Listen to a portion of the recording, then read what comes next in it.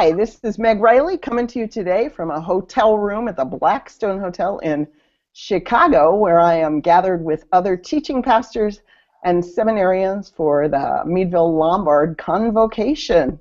So, where's everybody else? Let's have our regulars check in. Joanna, how goes? Hi, I'm Joanna Fontaine Crawford, and I am in Austin, Texas. Back at work. And I'm Tom Shade, and I'm in Ann Arbor, Michigan, back at not work. And I'm Aisha Hauser, and I'm in Seattle, Washington, definitely back to work. Hank, you there? I kind of see you. Well, I don't know. We'll see if he comes in or not. We have two special guests today, Shawna Foster and Peggy Clarke. I'll be introducing them, and we'll be talking about the Paris talks about climate change and global in a couple minutes. But first, I thought it'd just be fun to say, hey, Hank, you there? Want to introduce yourself? You got trouble. You got trouble, my friend. What's happening? What's happening? There you are. There you are. Hey, where are you besides Tech Hell? I don't know. What's going on? No, not that. All right, here's our intro question today. We won't talk about the weather. What happened that was cool over the holidays for you? Because we've been gone for 2 weeks. So anything, a great gift, a great trip, anything. Aisha, what you got? We went for me, the first time visiting the San Juan Islands, which are right off the coast, in the Puget Sound. And I've been here 2.5 years, and it was my first time to Orcas Island. We went for Christmas night to a resort there, which allowed dogs. You could take your dogs almost everywhere in this area. I've genuinely never seen anything like it. Supermarkets. So we brought our dogs, all 6 of us, and it was fun. We had Christmas dinner at a resort on Orcas Island, so it was cool. It was a nice Christmas night. We just went for one night. Oh, there's my puppy now. Hank, how about you?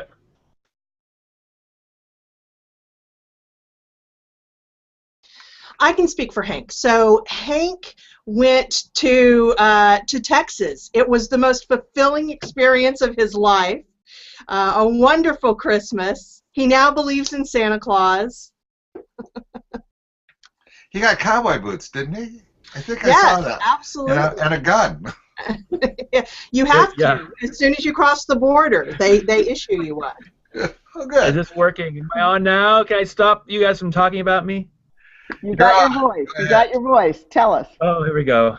I had a great holiday. Our girls are still 8 and 11, so that was great.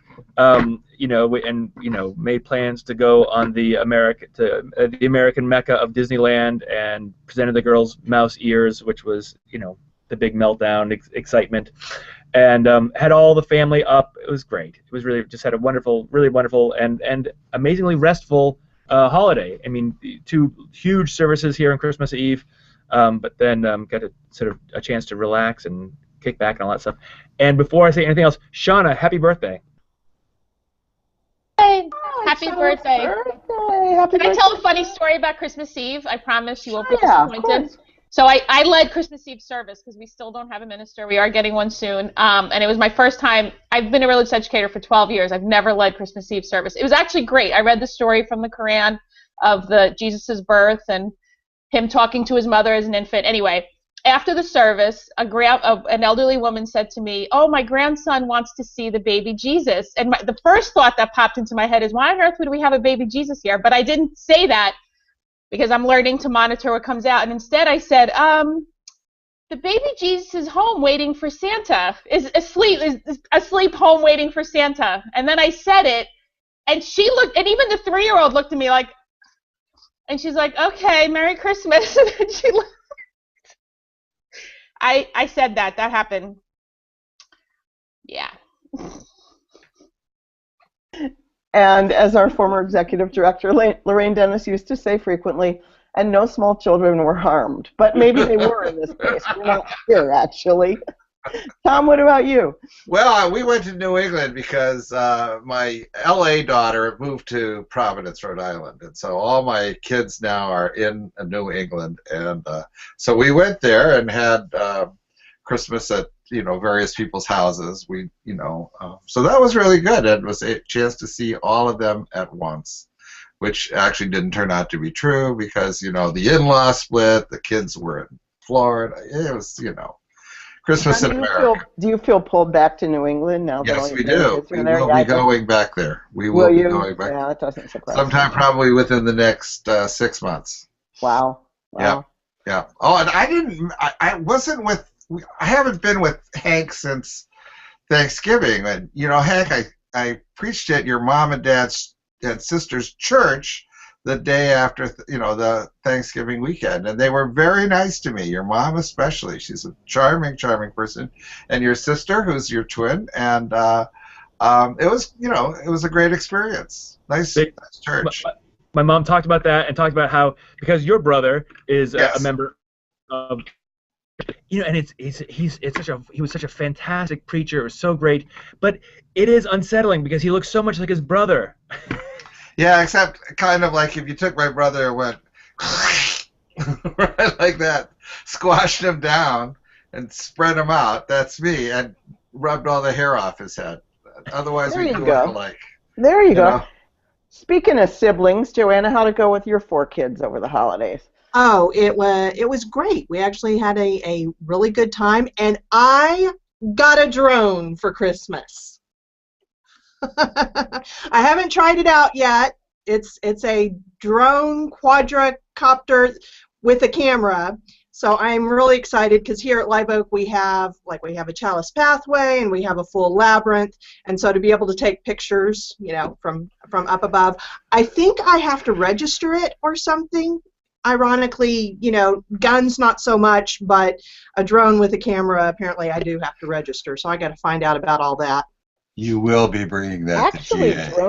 Drones could really... You will be bringing that to GA.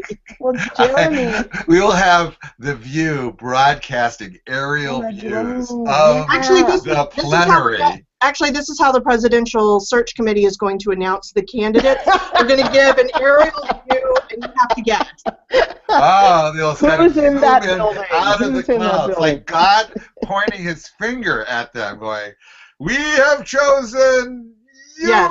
And from now on, they each are going to have, all of them will have their own drone that follows them around constantly, relaying back news. Live streamed their daily lives. Now, was this a gift from Santa or from Tom? I'm curious. Yeah, this was from Tom. Tom actually did. He was pretty amazing. This was from Tom, and then he also had won his League of Dorks, fantasy football, and he used that money to get 4th row tickets, Willie Nelson. So I had a really good December 30th. Tommy Lee Jones was right across the aisle from us. Oh my God, Tommy! Wow, that's amazing. Well, he gets Husband of the Year, I think. That's pretty good. I had a very wonderful, mellow holiday. It just was perfect. It was so simple, which I really needed, and just different pieces. Saw Star Wars on Christmas, which was a blast. Amazingly, my 19-year-old was up when I wandered down at 8:30, figuring it might be 10 before I saw Gia, but Gia was up and we were doing each other's stockings. I used to stay up. Never mind, we won't talk about that. Anyway, so it was just really fun, and and then I got sick, and that was New Year's Eve, and I was going to have out-of-town visitors and all that, and it just got very, very simple after that. Like, where's the Kleenex? Kind of simple. So I'm happy to be well again, more or less. NyQuil is still my best friend, but more or less good. And, that time when I was going to do all those things that made this travel all ready and all that, none of that happened. But, the house didn't fall apart. Well, that's fine. Well, let's move into our today's conversation. There's much that we could always talk about, but I have a feeling there's going to be a lot to say from this. So let me introduce our 2 guests, and then I would like it if each of you would share how you happened to go to Paris. But if you need to first tell a holiday story, we also always would love that. So Shawna Foster, some of you who are VUU fans will remember her because she used to do tech for the VUU back when she worked with us. Now works for in Denver with a group called Padres and, okay, I'm going to butcher that, Jóvenes Unidos? No, did I get it? Okay. She's laughing at me. It's Padres y Jóvenes Unidos, Parents and Youth United. That is just so much better than what I just said. For anti-racism in education, and would you want your kid to have a teacher like me? No. She went to Paris as a member of Iraq Veterans Against the War, and also as part of the Grassroots Global Justice, a group that is organizing people of color as the most impacted by climate change. So that will be wonderful to hear about both of those groups. Peggy Clarke has been a guest here before talking about the New York City demonstration for climate change last year. She is the minister at the First Unitarian Society of Westchester in Hastings-on-Hudson. Is that Pete Seeger's town? No, close. No. Close. He had Hudson in there somewhere. Yeah. Yeah. Same river. All right. It's a big river. Peggy's also the Green Faith Senior Fellow, which I'm excited to hear about, and the Racial and Social Justice Consultant for the New York Metro District. She was one of the delegates at COP21 in Paris representing Unitarian Universalism. So that is all very exciting. Peggy, you're unmiked or unmuted. Why don't you start? Just tell us how it happened that you went to Paris. You know, I'm wishing I had a great story.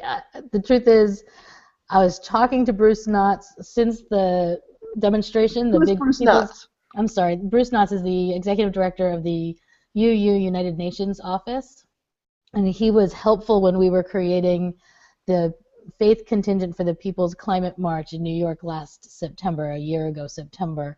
So he and I were on the phone in spring, and we were talking about the relationship between anti-racism work and climate justice work and how necessary it is that we start to make this connection for Unitarian Universalists. And I said, you know, gee, wouldn't it be great if I could go to Paris and be part of COP21 and really bring that message back? And he said, why don't you go? I can credential you. And that, you know, I wish I had a better story than that, but that's really it. Well, that's a good story. Well, then tell us what Green Faith Senior Fellow means. So Green Faith is a national organization that trains religious leaders in environmental work. The idea really being, if we want to move climate justice forward and environmental justice forward, we really need to be training our religious leaders. So the program, I'm in the class, I think I'm in class 2009, and a Green Faith Fellow, Reverend Wendy Bell and I were the first two UUs to become Green Faith Fellows, although now there have been dozens of them. At some point, Green Faith partnered with the UUA to make it free or virtually free for UUs to join the program, so that we really built a strong group of leaders, religious environmental If people leaders. who are listening to this were interested in doing that, how would they apply, or where would they look on the web? Go to greenfaith.org and click fellowship. Great, thank you. And it's a training program, fellows? It's a training program. I mean, in some ways, it's a transformative training program, really making the connections that I think we all need to make if we're trying to shift our paradigms. Great, thank you. We'll get back to you. Shawna, you came in for two different groups. So as is usual, you're usually wearing about 7 or 8 hats wherever you go, but how did you happen to go to Paris? Yeah, so I came to Paris as more of in an anti-racist, anti-oppression sort of lens, so I actually don't have that much background in climate justice. There's a group out there called Grassroots Global Justice that is organizing groups of people who are the most affected by climate change. Because if you look at climate change, actually I remember my professor at Meadville, Kiyama, telling me there's no such thing as a natural disaster, because we know these things are going to happen. We know where it's going to happen. We are able to plan for these kinds of things. So with that, Grassroots Global Justice, their theme is no war, no warming, and build an economy for the people on the planet. And I'm on the board for Iraq Veterans Against the War, being a veteran myself, also being against the war. And they're one of the groups, they fulfill the no war part of that slogan. So we got invited, they were putting together a delegation to go to Paris, and so we were invited to send 2 members, and they brought us to be on the outside of the COP to really try and pressure for indigenous rights, for the rights of people of color, to really to keep fossil fuels in the ground. So that's how I got to Paris. It's a weird tangential question, but the war at this point, is that the war on terrorism, or what is the war at this point? You know, that is, it's you know, it's super relevant after September 11th and with how illegal the Iraq war was, but we have expanded to Afghanistan also being the longest war that the United States has fought in recent history. And we're shifting though, because a lot of the wars have been privatized. Majority of people who are fighting them are now contractors. So it's not even like something that the public is owned or invested in anymore. It's more like governments doing things for multinationals that are too big to fail. So the concept of war has even really seriously changed, and climate change has a lot to do with that as well. So I'll be happy to talk about Iraq Veterans Against the War and climate change specifically, and how that all feeds into this system. Perfect. Yeah. And Peggy, also, we should say that you're on the steering committee for Commit to Respond. So that's also an important connection to bring in. So, I mean, yeah, the interconnections here are pretty staggering. I mean, Peggy, you're doing the anti-racism work too. And so let's start there. Like, talk about, from both of your perspectives, why should people who care about racial justice being paying careful attention? And in Paris, was that something that a lot of people were talking about, or were you guys kind of feeling marginalized with that lens? Well, I can. Peggy, do you want to go first? Go. Yeah, I mean, I could say that the group that I was with felt very marginalized. The Indigenous Environmental Network was one of the big players that came in that said, because so part of the COP agreements, one of the things, and I'm sure Peggy can explain this better because I was just, you know, a newcomer into this, was something called the RED agreements. And it's basically a carbon market where you can offset carbon credits. And one of the things that you can do to offset those carbon credits is seize land. So like the Sarayaku is an indigenous tribe from Ecuador, indigenous peoples in Canada that are battling pipelines. They have been fighting government takeovers in the name of these multinationals of their land forever. I mean, since white colonization of the Americas. And they can't, now with the RED agreements, they feel like it's a justification for a carbon offset for them to be able to come and take the land, and that's in the Paris Accord.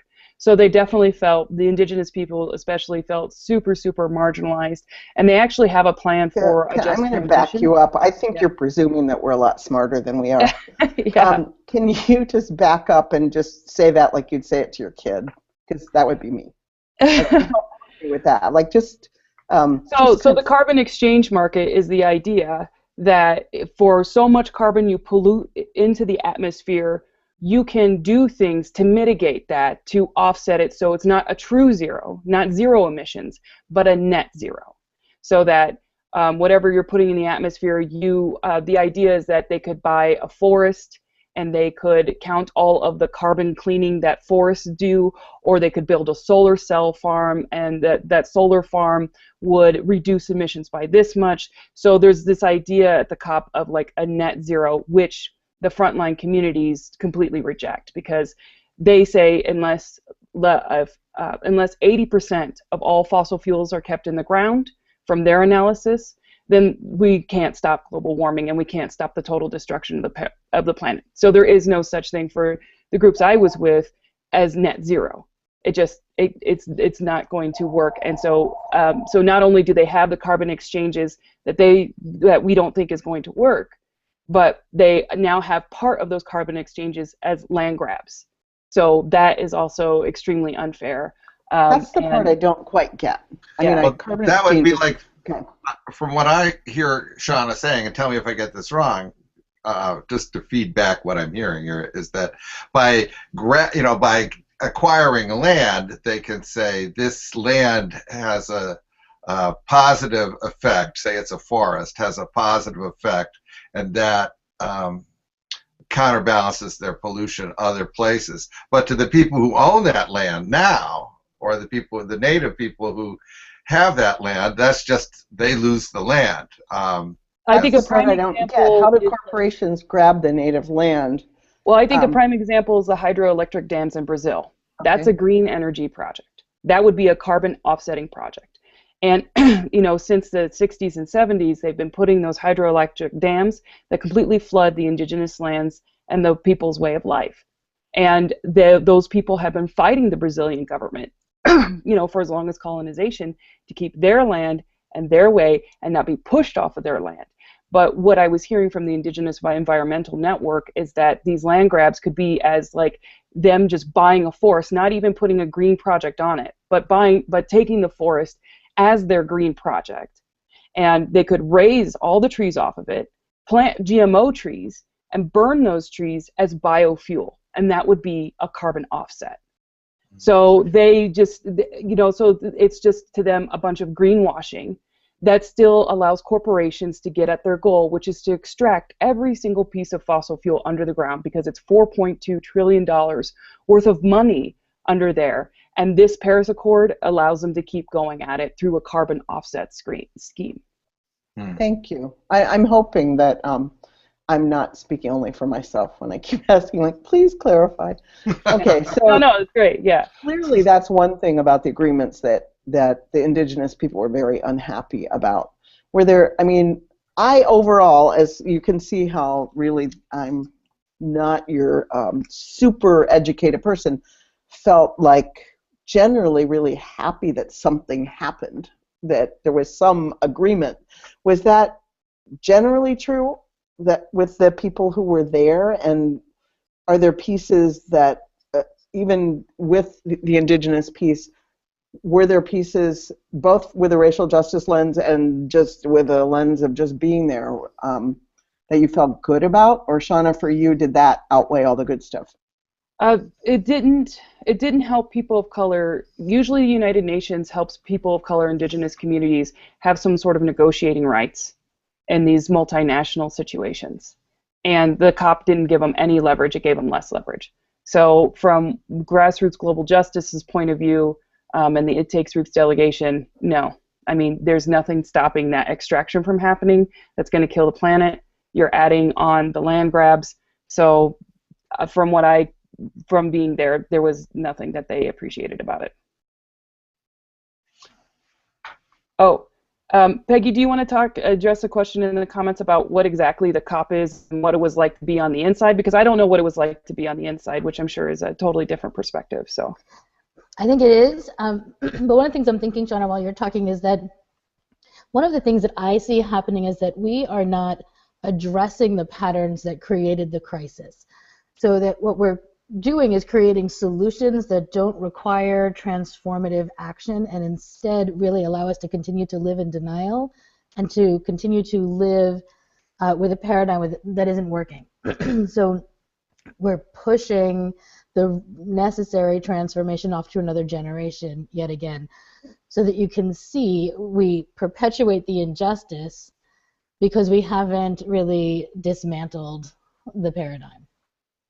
That's not the question, but that's what I'm thinking while you're talking. You got to break that down some, though, Peggy. Okay. Come on. Okay, so I mean, that's like, yeah. Keep it with your kids. Keep it with your kids. Sometimes I live so in my head, and I know what I'm talking about. So that's good. Okay, so this is what I mean. What I mean is that we have created a paradigm that supports a dominant class, right? So there is a group where we're talking globally, we're talking really about Americans, we're talking about white Americans, male Americans, straight Americans. There's this dominant class, and really we have a paradigm that forces or creates the possibility for everyone to be in service to a dominant class.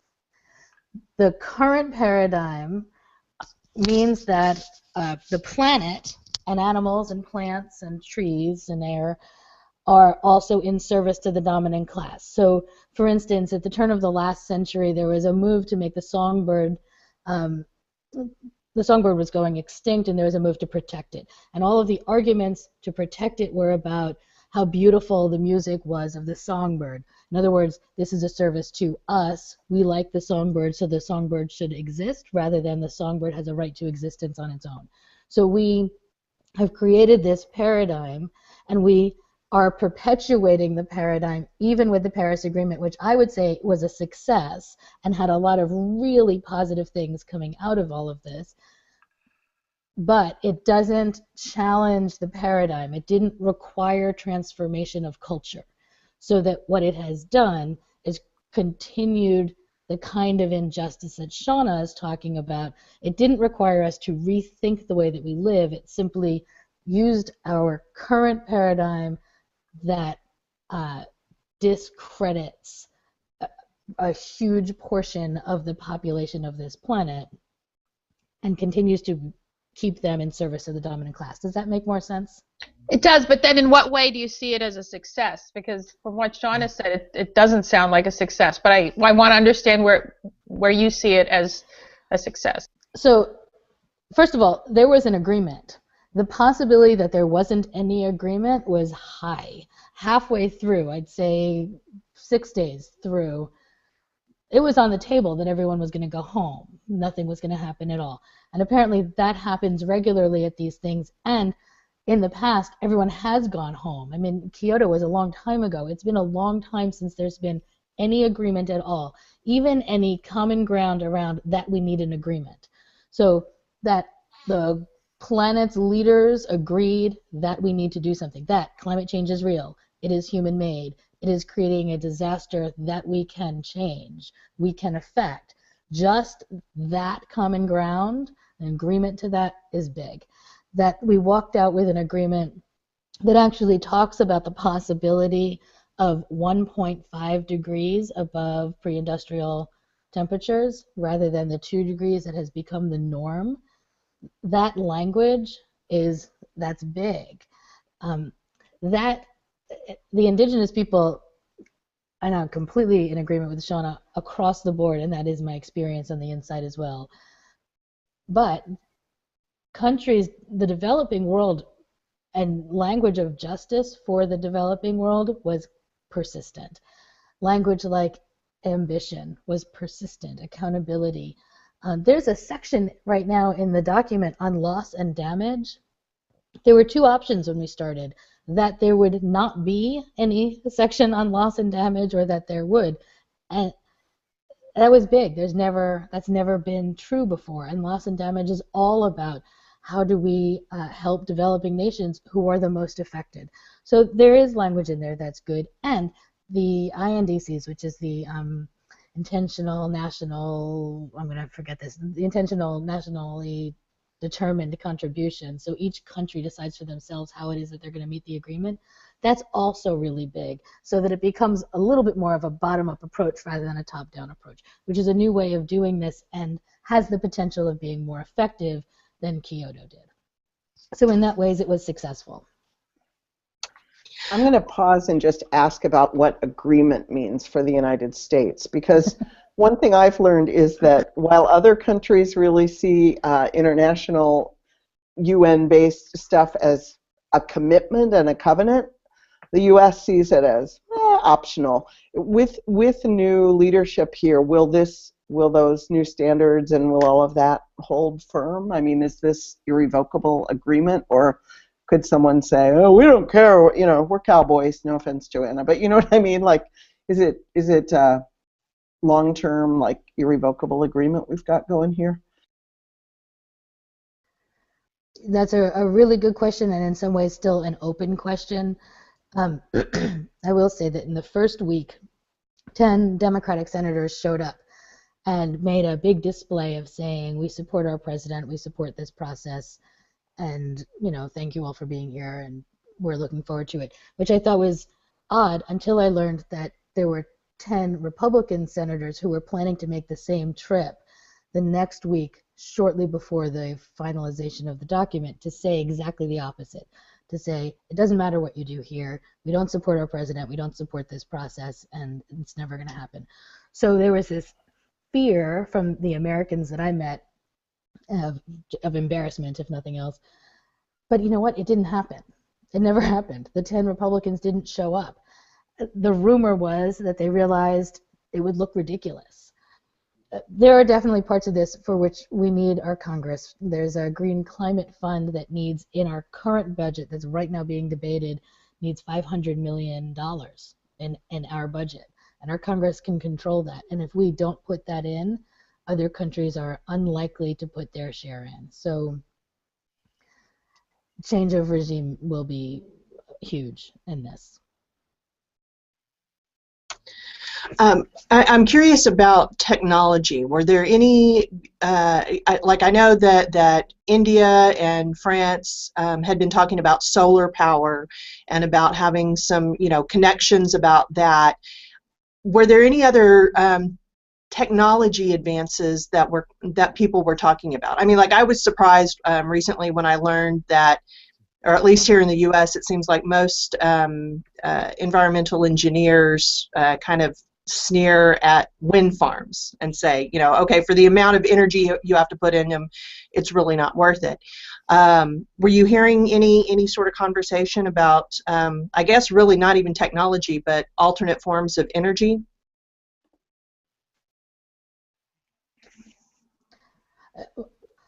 Well, yes. So right now, for instance, in Iceland, they've determined that I think it's by 2025 there will not be any fossil fuel burning cars on the island anymore. And so Shell has stepped up and they're creating hydrogen. They have already created hydrogen-powered cars. There's all kinds of innovations like that. There was, I think, a real reliance on the idea that technology is going to save us, although there were a good number of people there saying, specifically in the faith contingent, saying we need to be careful about the sort of shiny penny thing. The one that worried me the most was less about energy and more about food. The reliance on GMOs was, and here this is another place where injustice comes in. While GMOs might be something that farmers in this country, at least major industrial farmers in this country, can afford, it's not something that most farmers around the planet can afford. So if we're relying on GMOs to create drought-resistant crops, then we're talking about leaving out 75% of the farmers on the planet.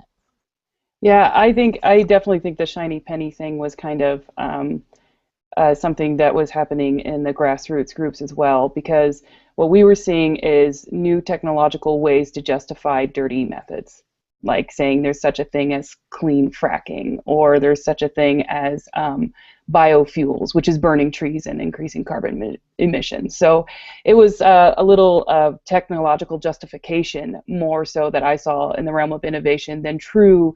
And it was interesting because what we saw was a co-opt of like the grassroots messaging. So they're like, this is 100% renewable, burning trees. And it's like, that is not what we mean when we say 100% renewables, right? And so there's a lot of stuff, and then there's also technology on cleaning up the mess too, like being able to clean up the oceans, being able to clean up oil spills, being able to clean up. And we were kind of like, if you don't take this stuff out of the ground in the first place, if you actually do a just transition to a 100% renewable economy, we don't really need these technologies to, I mean, there's even like technologies to take the carbon emissions out of the air and to clean it up that way, and clean coal and things like that. So I didn't feel from where I was at on the outside that there was a great technological innovations that we could trust about. There was a lot more justifications to keep the current paradigm going. Well, hold on. Let's talk about this on the outside, on the inside thing. Like, what did it look like to be on the inside? Were you in a building? I mean, what were you inside of? Yeah, and it looked like what were a you small doing? city. So there was what's called the green zone and the blue zone. The green zone was for delegates. It was mostly, so COP is Conference of Parties. The parties are the countries or non-governmental organizations, which is what the Unitarian Universalist Association is. So that was, so I was a party. It looked like a small city. There were maybe 3,000 people there, and people were there. It was open 24/7. People were working, and they really were working around the clock, so it was always open. There were like 25, 30 places to eat.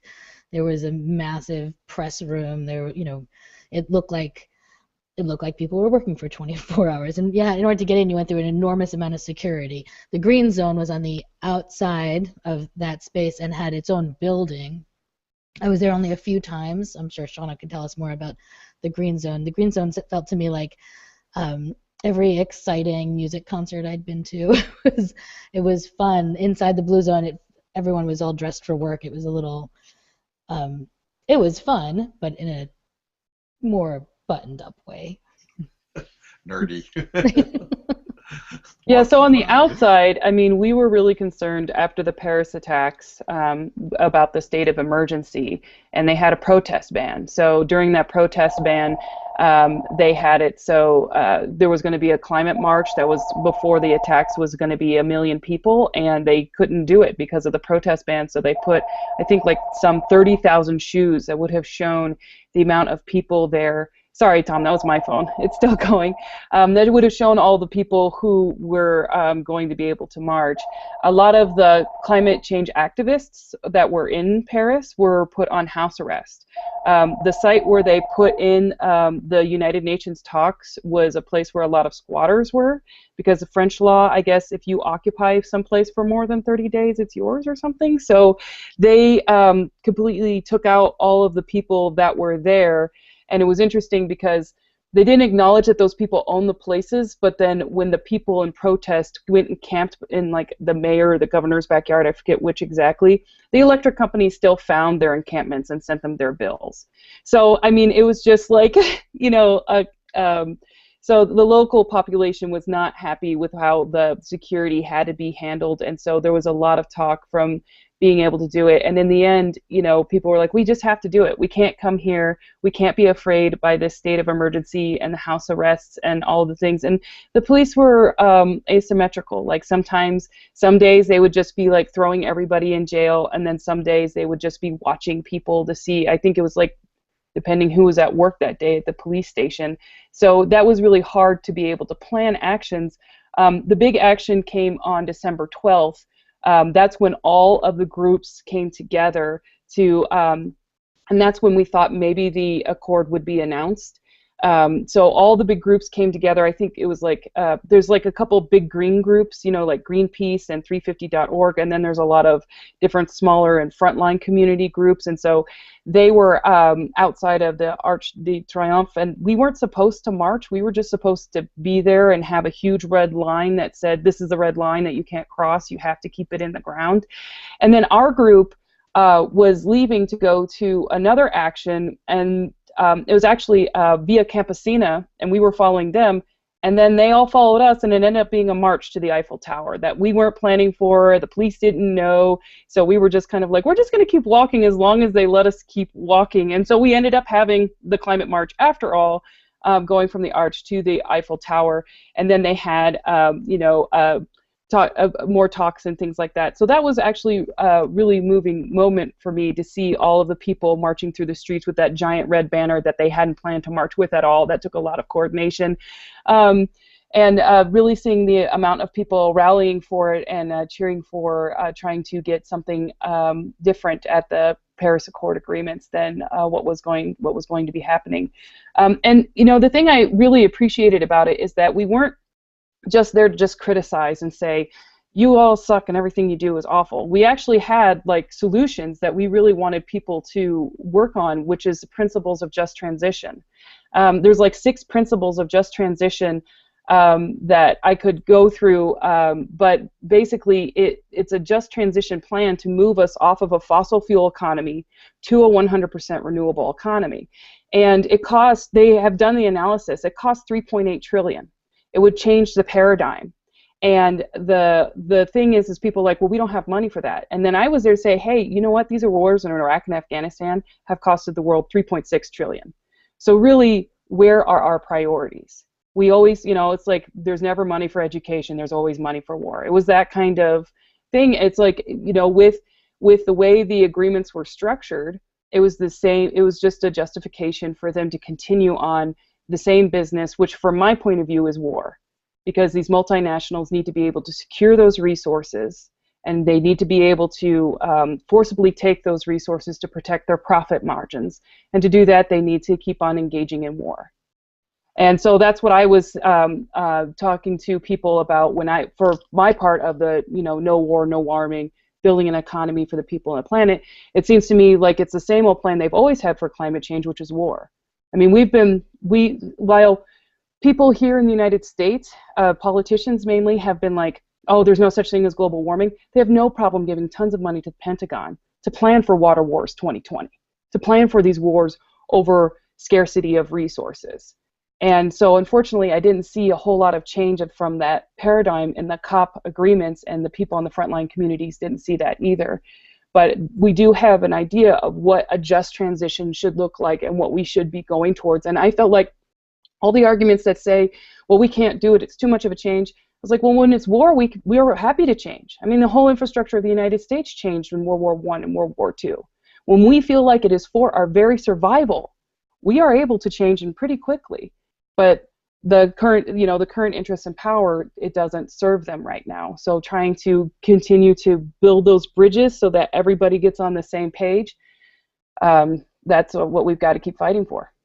Peggy, how would you respond to that? I mean, you mentioned the paradigm change. The part about corporations giving up profits and power, that doesn't happen without a violent revolution, I don't think. I'm really curious if you, I mean, I've just never seen that in the world. If I look at what's happened in, happily not yet the U.S., but in many, many countries, how do you respond to what Shawna said, from the inside? I'm never on the inside, so it's funny you keep saying that. Well, you know, I'm listening to what you just said about corporations, and I actually think that what's going to happen is that as Americans change the moral norms and as we start shifting into a new way of understanding what we need to do, corporations will have to keep up. So I think about what happened in Iceland and that it's Shell that's making that change. Well, Shell is going to make a fortune by creating hydrogen-powered cars. I think any smart business is going to start making this shift because it will make them money.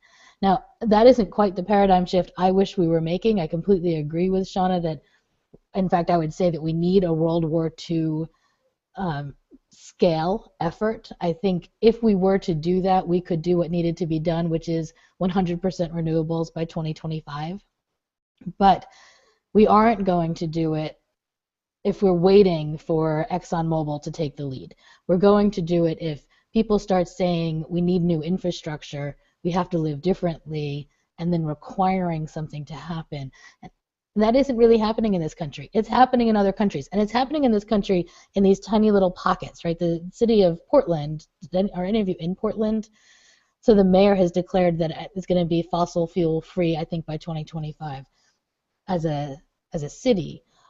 Well, that sort of effort, and if we start to see other small enclaves doing that, then corporations start to pick up, and paradigms, you know, it's not going to happen in the way that I want it to, which is the sort of revolution that I think we need, but it might happen slowly if we start demanding it.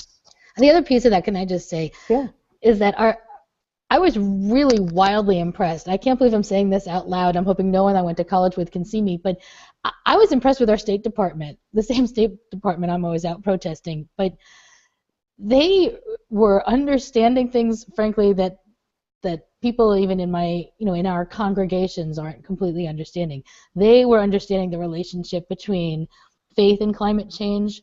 They were understanding the requirement for justice in all of this. In fact, they told us, and this was a group of religious leaders were invited to the State Department and then to the White House for a meeting for 2 days. And one of the things that they told us is we need the faith community to push. You create the mandate for us. So first, government can never do everything. Second, the government only does what people are requiring it to do. And they said if we want to really do something on climate change, the faith community has such a powerful voice. We're going to do whatever we do, and we're going to declare it a success because we have to politically, and then we need the faith community to keep pushing hard to require us to do more. So while I'm not seeing corporations make the shift that needs to be made, I was really heartened by our government. And where would you see that leadership coming from if the faith community was going to really be the energy? Places like Green Faith, are they taking the racial justice stuff really seriously as they look at this stuff? And honestly, I'm sorry, go ahead. And so do you think, I mean, I'm always both delighted and a little scared when people are looking to the faith community to be the engine behind social change. Well, The faith community in this country is massive. Yes, I would say actually Green Faith made the connection for me, the environmental justice connection for me between racial injustice, which had always been my work, and environmental justice. So yes, and Green Faith has been a real leader in this. They were doing a pilgrimage to frontline communities in Europe right before, and then making big statements. They've done all kinds of things. But you know, when we're sitting in that meeting, the American bishops, the American Conference of Catholic Bishops, the leader of, I don't know what his title is, was there. The leader of the evangelical conference, was there. We're talking about huge groups. There, you know, someone from Catholic Social Services, the Presbyterians were on site, the Baha'i, the Quakers, talking about a lot of people. Because of the meeting we had in D.C., that group kind of got to know each other, and we were able to meet a good number of times at COB, and were able to negotiate as a faith community. So we had the ear of the State Department, which I need to say is by their invitation. I don't even know that we would have thought we could have created those possibilities, but they wanted to hear what we were thinking, and they were clear they wanted our support, and so we were able to say, if these things aren't there, you don't get our support. So it's not us, Unitarian Universalists on our own, really don't have the power that we need. Everything we have to do moving forward is about collaboration. It's about interfaith work. It's really about how is it that we're going to partner, find our common ground, and create a bold, ambitious voice for climate justice. One of the things I'd like to see in the narrative is that this is really about humanity's survival, because George Carlin does a brilliant skit about it's not about saving the earth. The earth is going to, he says, shake us off like a bad cold and then begin to regenerate and heal.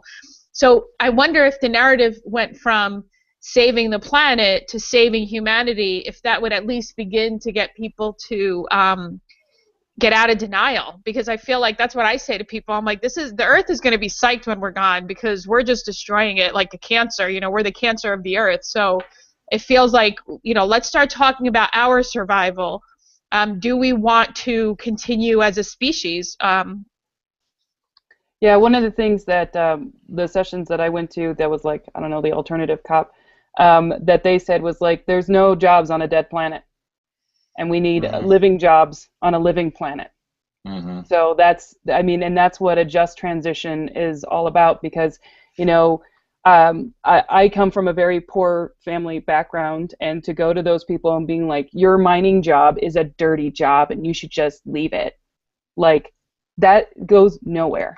And to the people who are the most impacted by climate change, to tell them that their livelihoods is bad. I mean, I was looking at maps of like the average income, and the highest average income in the state right now is North Dakota, because of all of the energy jobs that are there, the dirty jobs. So we're going to tell all those folks, hey, you know what, no more job for you, because it's bad for the planet. People are heading for North Dakota from all over. I've gone up to look at those fracking communities, and yeah, people who haven't had jobs for years are up there working for a lot of money. So that's why we have to have a just transition. And I mean, that was the real connection for me, because I never really connected anti-war work or anti-racism work with environmental work before I went to Paris, and really talking about, like, a lot of the people who become military members is because they need a job. They need a way out of whatever community that they're in, and to tell those folks, like, well, there's no more wars anymore because we're a totally renewable economy, or you fought for oil and you're a bad person. Like, that just isn't gonna, that isn't gonna make it. We need to have a way for the people who are the most impacted by climate change to be able to define what they need to be able to go and move forward and having living jobs on a living planet. And so it's just so much, I used to think that environmental work was like, save the rainforest and save these endangered species, save the whales, and I'm kind of like, yeah, I don't care about that. But it really is about people. It really is about the people who have the land, about their livelihoods, about what we do as a humanity on the planet to be able to live out our lives. Well, if you look at the U.S., politically, basically the the thread that connects the reactionary population in the United States is fossil fuels. I mean, you could just overlay where is fossil fuel extraction going with red and blue counties, it matches up pretty close. I mean, there's a reason why Texas and Louisiana and all the way up through Kentucky and Tennessee and coal and all those things are so reactionary at this point, partly because of a cultural divide around the environment, and partly about exactly what you're talking about, Shawna, is like people's livelihoods and a sense of fear around those things, and a sense that the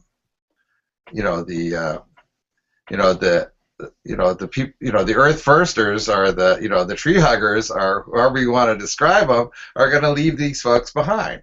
And when you start to look at it from the perspective of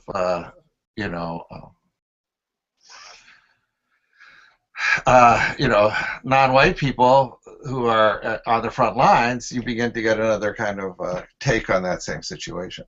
And when you look at it from a global perspective, Yeah. It's really staggering. It's Yeah. really, really insanely staggering. We have just a few more minutes, and I want to be sure, and because these are such huge things, I always want to come down to, so here we are, we're talking to Unitarian Universalists about these giant, what do they call them, wicked issues. Where would you suggest people start? Like if a congregation that just is kind of where Shawna was before Paris, going, yeah, well, save the whales, whatever, who go, oh my God, this is a moment, this is a time to really act.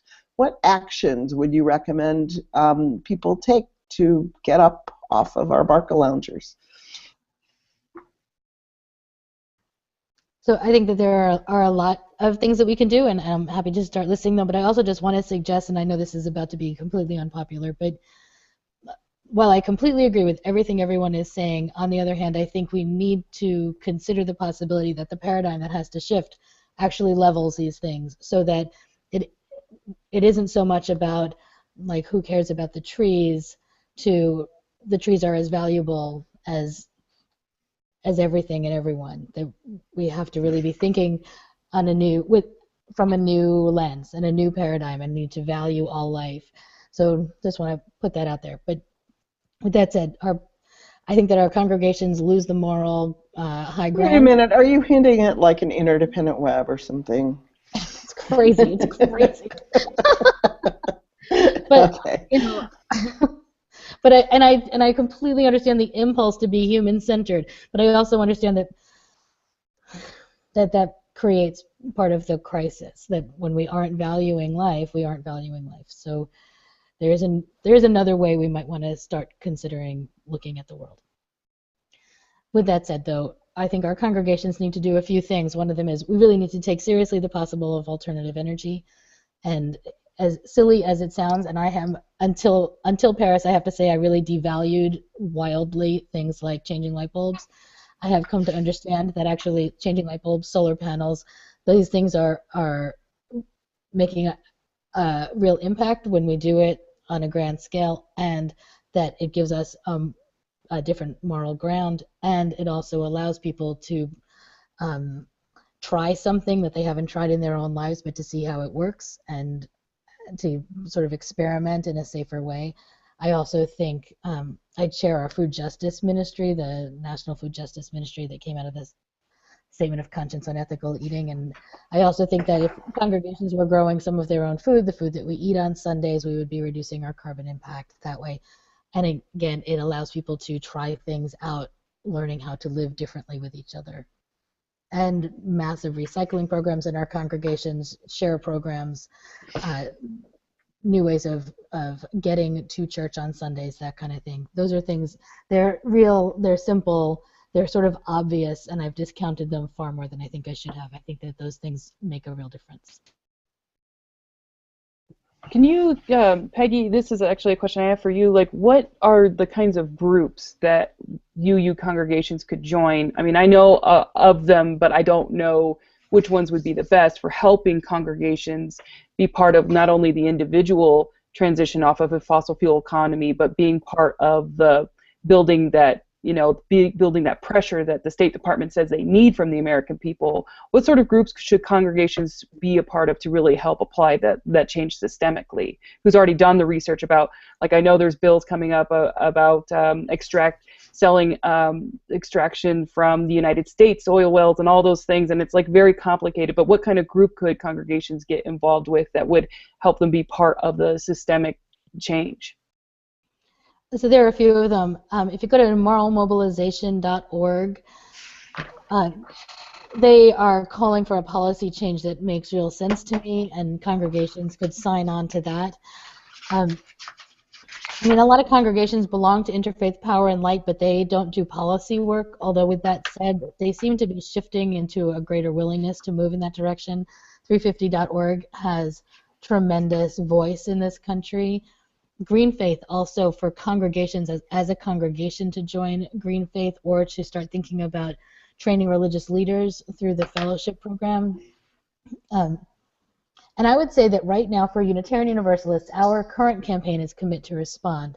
It really is a campaign, it's not an organization, but we're moving into far more intentional partnerships so that we're creating a larger faith-based voice for climate justice. I think congregations, I think Unitarian Universalists could and should really sign on. So it's the committorespond.org and sign on to the website and become part of that movement. I think we can become effective. So here, I'll just be honest, CLF signed on. Yeah, we like that, but I can't say we've actually done anything because of it. No. So after you sign on, then what happens? Well, so here's my hope. My critique of Commit to Respond, and I say this because I've been honest about it, to the steering committee, is that we haven't really done anything. We did a sort of cool Climate Justice Month last year, and that was it. And if you're part of Commit to Respond right now, I don't think it means anything. But the steering committee is taking that very seriously and is really moving toward more intentional ways of organizing and helping us to be more vocal. So it's really at the ground or at the very beginning of this, but I do see the potential for us, and that congregations will be called into greater action. And some of that is education around what climate justice really is, and that this is connected to racial justice, is connected to refugee justice and immigration justice and economic justice, and helping people to make those connections. So that's the kind of resources I have.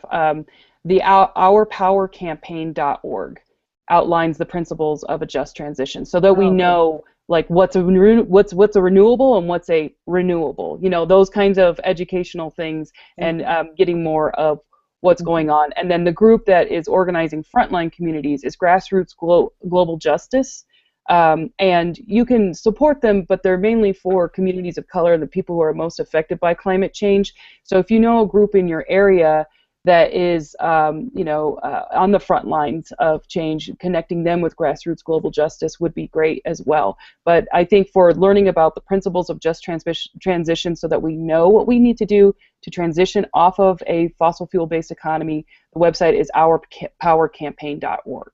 That's great. That's great. I know some of our congregations are involved with the transitions movement. It might be fun to have them on as guests to talk about doing the things like Peggy's mentioning of growing food and canning and just doing all of that World War II type stuff, which, as a gardener, I love that stuff. So, and I think the whole movement of food justice is really incredibly exciting on an urban level. I'm loving that. So next week, we're going to have Caitlin Breedlove, the new director of Standing on the Side of Love, with us, which is exciting. She comes in with, I guess they're going to, I don't know, we'll find out what they're going to do. Thanks so much to Peggy and Shawna for being here. And regulars, you want to say goodbye? Bye, and thank you so much for being on the show. Thank you. Thanks. I learned a whole lot today. Yeah. Me too. Thank you. And thanks for, we were just pretending we didn't know anything to help viewers, but really, no, seriously, thank you so much. You may have been pretending back. You and me. I read blogs, I followed it on Facebook, but it's just really helpful to get the personal stories. Yeah. Well, thanks for having me, Meg. I appreciate it. Absolutely. And Peggy, I really appreciate you being on too. Thank you. All right. Thank you so much. Take care, y'all. Bye. Bye. Bye.